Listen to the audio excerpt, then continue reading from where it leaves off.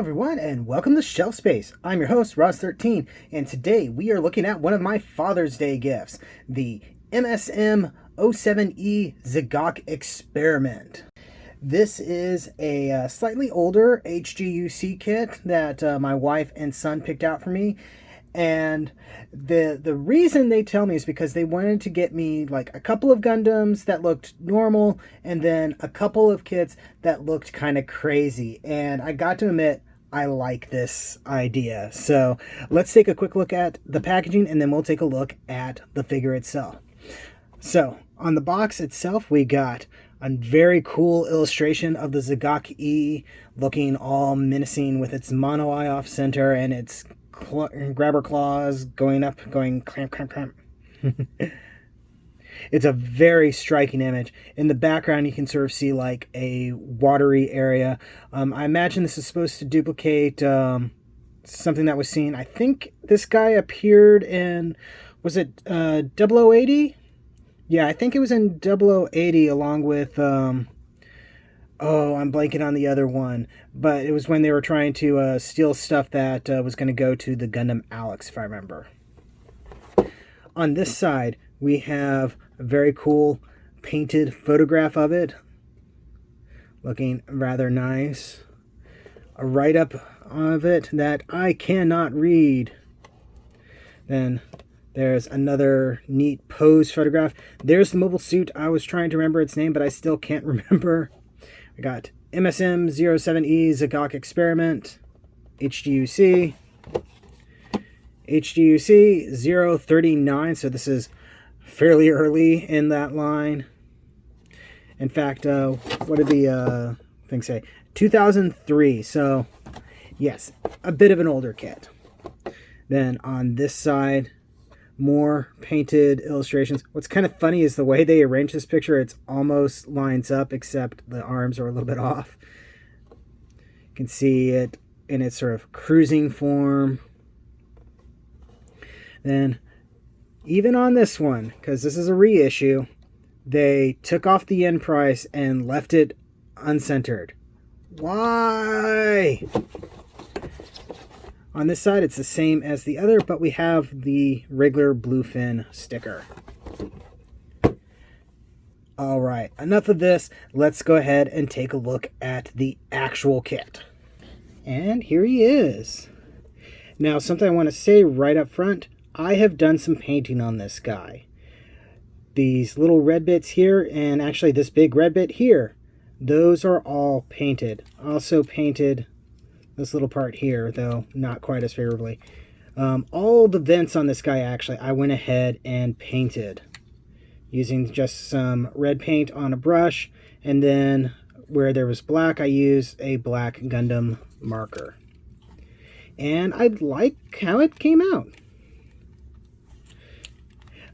Otherwise, it was going to call for a bunch of stickers, some of them being kind of on the dumb side.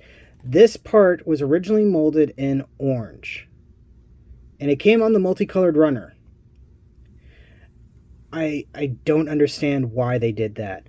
Another thing that I find a little odd is the mono eye is translucent pink, but there's nothing pumping light into it. You can barely see it.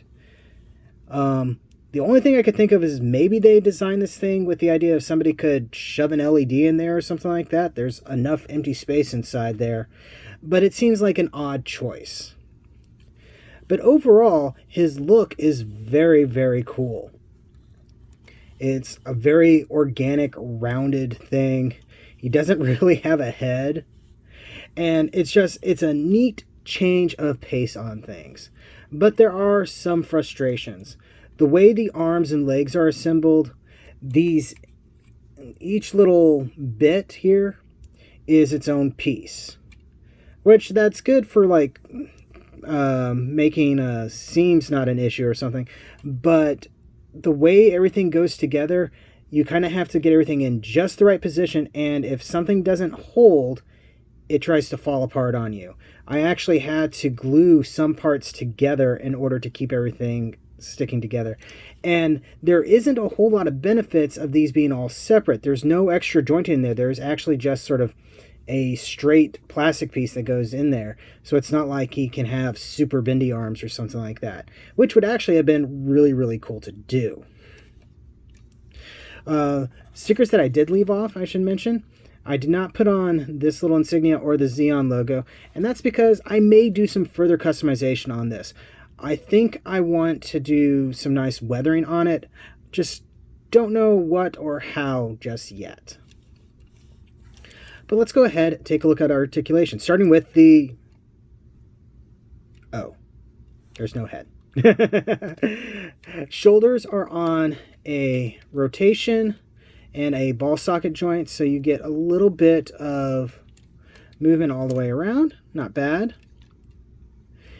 Elbow has sort of a joint here. I think it's a ball socket, and you get a little less than 90 degrees, but you can sort of rotate things around, and you kind of have to in order to get your elbow working. It's very finicky. Each claw is individually jointed, so you can open it up real wide and have it go pew pew. In fact, I'm curious, can I fit like a beam effect part in there? Not quite, at least not the standard ones. It's a little bit too big. And I don't have like any 1/100 scale ones. Those might fit in there if you wanted to, but it still looks pretty cool. Let's see. You got a ball joint here that allows for some pretty nice waist articulation, to be honest. You can rotate around a little bit, but not much in that respect. But ab crunch wise, a lot of expression. You can kick up a little bit. This skirt armor does restrict you a little bit, and you got 90-degree single jointed knee. Foot has a couple of joints that allow for some pretty nice movement. You can even angle the feet, and that's partly to sort of assume the cruise mode. So it's not the most articulated thing in the world, but what it has, it uses fairly well. The main thing that I could really benefit from is some improved waist articulation, so that way you could rotate it more side to side. Though part of that is just the mobile suit wasn't really designed like that. I guess you could think of it as sort of like the Batman suit, where a lot of times the actors had to completely turn their body around because they couldn't turn their head.